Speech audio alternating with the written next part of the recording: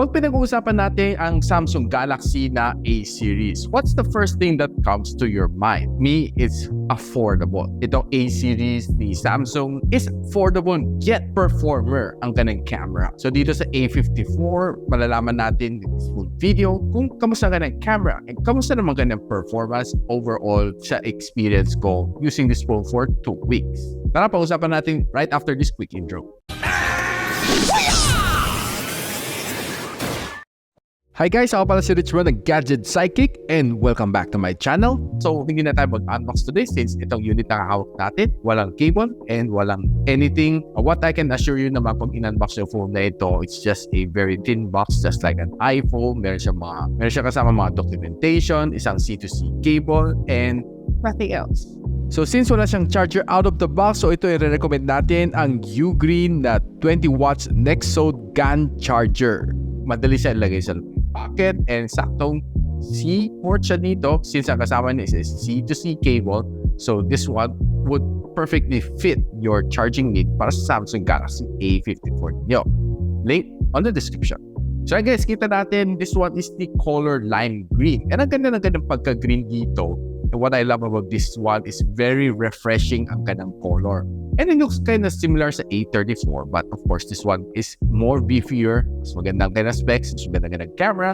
Malalaman natin everything a little bit later. So sa likod kita natin ang kanang triple camera setup together with a LED flash. So ang gilid niya is medyo rounded and ang likod niya is flat na flat. And what's nice dito sa kanang display sa kanang screen is symmetrical ang kanang bezel. And ang kanang punch hole camera is not so big either. On the side, kita natin nandiyan ka na power button and volume rocker. Then sa ibabaw, nandiyan ka na noise cancelling mic and of course ka na SIM tray. Sundutin na natin SIM tray. You'll find here dito sa harap, it's SIM 1, nano SIM. And sa likod, either you can use a micro SD or a SIM 2. So both can support 5G. So on this side, it's pretty clean. And sa ilalim, nandiyan na ka na loudspeaker, microphone, and of course na ka na C port. And ang sounds na coming off from its second loudspeaker, nandito sa grills. So ang Samsung Galaxy A54 5G with a 8GB of RAM and a 256GB of storage would come at a price point of $26,990 and I'll be posting the official link on the description box below. Now, itong phone na ito, swiping left and right, expect naman natin mabilis, no? This one is being powered by Samsung's Exynos 1380. And gusto na natin tingnan ang kanyang benchmarking dito. Running Antutu benchmark, medyo mataas ka ng score. This one can even match yung MediaTek na 8050 which is present inside the Infinix Note 30 VIP and Tecno Camon 20 5G. Now kung breakdown naman natin ang score, this is what you'll see. Quite impressive naman score niya sa Antutu dito. Medyo okay lang naman siya. And makita natin ang best loop score is around 804. And normally for mga medyo powerful na chip, normally tatapang kayo sa thousands. Now, running Geekbench, ito naman score na makukuha niya, nakapag 4 digit siya sa single core niya. Now, checking ka ng thermal throttling test, I would say na not so bad. It started a little bit awkward though, na medyo yellow siya. But all the way through sa after mga 2 minutes and so, medyo stable na siya at color green. And makita natin nag-throttle siya sa 81% na ganyan max performance, which is kinda impressive.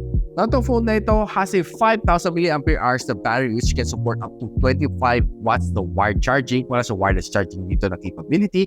And charging using ang ating Ugreen na 20 watts charger, it took me roughly mga 1.5 hours to complete the full charging cycle using a Samsung C2C cable as well. Now, on daily average usage, I would say na okay naman siya. Kaya naman niya mag-handle ng lahat ng tasks na bigay mo sa kanya. As long as you're using it normally, 1 whole day, kaya naman na magtagal. Now, looking naman dito sa PC Mark, the battery stress test, almost 10.5 hours ang kaya niya bigay sa atin. Screen on time. Now, this one's being rated on 50% brightness and 60 Hz na screen refresh rate. Now, itong phone na ito has a 6.4-inch na Super AMOLED display na may 120Hz na screen refresh rate. This one supports HDR10+, and ang ganang maximum brightness is 1,000 nits. And ang harap niya is being protected by the Corning Gorilla Glass 5. And I would say na pretty much okay ang ganang display. This one, medyo malit ang ganang screen to body ratio at 83% dahil medyo symmetrical siya and hindi ganun kanipis ang kanyang mga side bezels. Now, if you're watching videos dito sa phone na ito, I would say dahil sa Super AMOLED display niya, okay na okay siya. Maganda-ganda display, malit na magandang punch hole, and viewing angle dito is definitely okay. The colors are punching, the black is blacker. If you're watching mga favorite shows mo dito, mga Korean novela, anime, okay na okay siya pag barkada. But probably one thing na medyo hindi ko masyado gusto dito is medyo mahina ang kanang loudspeaker. Kahit isagad mo siya sa maximum, I would say na yung kanang second loudspeaker dito sa ibabaw, hindi ganun kalakasan. So, I would prefer na using a Bluetooth TWS or a Bluetooth speaker to enhance yung music experience na dito sa Samsung A54. But if you're using it alone in a small room, I would say okay lang naman siya. But if you're watching together with the whole barkada, well, medyo bitin. So itong phone na ito has a Corning Gorilla Glass 5 protection dito sa harap and a plastic frame sa gilid and a Corning Gorilla Glass 5 protection din ang kanyang likod. So giving you maximum protection pagdating sa glass. So itong phone na ito is IP67 dust and water resistant, so kaya na mag-withstand ng up to 1 meter for 30 minutes underwater. So meaning kung nilublob mo ito sa swimming pool, kaya na naman tagal within 30 minutes. Now playing my favorite game dito, Call of Duty Mobile. This is the highest settings na kaya na set. And well, the gameplay is quite okay. Average lang naman siya. I wouldn't really say that it's one of the best gaming devices out there. Dahil sa Samsung is more on focusing talaga pagdating sa camera division. But if you're playing games, this one can get you through like mga games like Mobile Legends, Call of Duty Mobile, PUBG, and Wild Rift, kaya naman niya. But if you're trying to play mga Genshin Impact, medyo mahirapan lang siya dito. But overall, ang gameplay dito sa Call of Duty Mobile, okay naman ka na touch response, okay naman ka na screen, and medyo may kunting frame drops along the way. Medyo pag naglalaro ka ng mga ranked matches dito, medyo mapapansin mo siya. No? So guys, pag-usapan naman natin ang kanyang camera. This one has a 50MP na aperture 1.8 na sensor together with the OIS. Then it has also a 12MP na ultra-wide lens and a 5MP na macro lens. Ang maximum na kaya na shoot dito the video is up to 4K and 30 FPS. And of course, ang front-facing camera is a 32MP na aperture 2.2 which also can shoot up to 4K and 30. Now, alam naman natin ang quality ng Samsung if you're shooting mga photos. It really is very nice. Normally, sa mga A series na 3 pataas, let's not talk about yung mga 1 and 0s na series. Medyo mababa ka ng camera. But pag 3 pataas and like 3 series, 5 series, and 7 series, magaganda ng mga camera. No? So this one, I would say mga photos na nakuha ko dito on outdoor situation, ang ganda. Sobrang, well, I would say na at its price point, sobrang ganda na siya. But of course, you will compare this to mga Samsung Galaxy S23 Ultra dahil yun, ibang level naman yun. But this one can give you some really nice shots when you need it. Ang bilis siya mag-focus. One of the good things dito sa kanya is very punchy mga photos na nakukuha ko dito.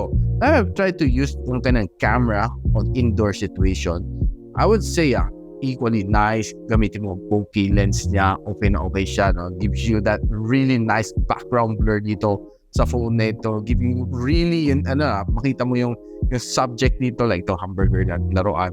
Sobrang defined ang ganang subject dito, no? With a really nice bokeh blur sa likod. Taking some food shot, as usual, expected naman na maging masarap mga foods mo when you're taking photos using this camera. Now, tinry ko naman kumuha ng kunting apparel shot. It was also good as well. And entering some low light situation, I would say na okay din ang performances ng phone na ito. Even na medyo low light siya, kaya naman i-enhance ang mga situation to give you that better shot using itong phone na ito. Now, using some night mode photography dito sa phone na ito, it's also okay. Maganda naman mga night shot na nakuha natin dito. No? This one is around 7 in the evening.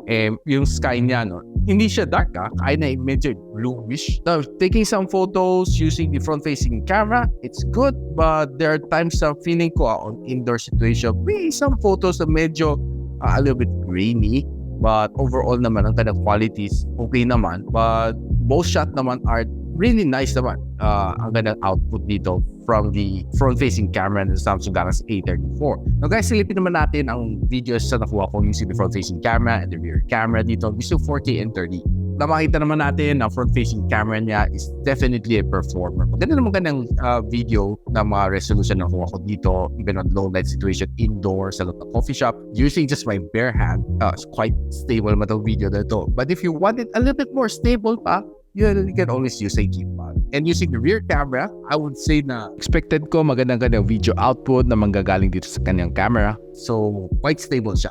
So, after gamitin itong phone for roughly 2 weeks, what can I say? And the best of all dito is ang kanyang camera, which is probably one of the best na pwede mong bili at this price point. Now, probably if you're asking me kung ano mas pipiliin ko si Samsung Galaxy A54 or the Huawei Nova 11 Pro, I would probably pick this one, si Samsung Galaxy A54 with a better price point dahil nasa around 26,000 pesos. Si Huawei Nova 11 Pro would be priced at around 33,000 pesos. This one gives you probably one of the better experience pagdating sa camera photography.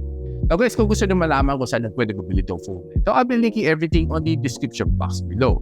If you like this video, don't forget to like, subscribe, and of course, hit that bell icon para di na miss all future uploads here from my channel. And so, ako pala si Richmond, and you're watching Gadget Sidekick. What's up? Like and subscribe to my channel. Don't forget to hit that notification bell. For one of my latest uploads, click the dito. And for one of my popular uploads, click here.